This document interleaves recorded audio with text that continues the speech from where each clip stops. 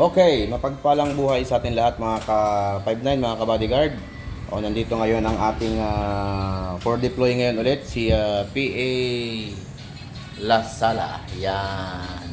So, siya yung nagpa-interview kahapon sa Parañaque.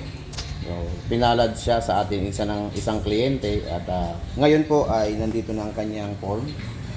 So, pati yung sa contract niya sa ating agency. Under po siya ng Bosta Protective Services. Yan. With ano po ito? With SDDO po ito. Kaya legal na legal po ang kanyang deployment. So, ipapile na po natin ito sa PSPG para po at least bigyan na po siya, marilisan po siya ng SDDO. Okay? So, yan. PE Lasala, good luck sa'yo. At start na po siya ng Monday. No? Start na po siya ng Monday sa kanyang duty. Okay? So, good luck kay Lasala at nawa ay pagbutihin mo ang iyong trabaho doon, ha? Okay? Good luck, brother. Okay. Kuya pala to. Kuya pala to. Yan. Okay. Thank you, mga kapatid.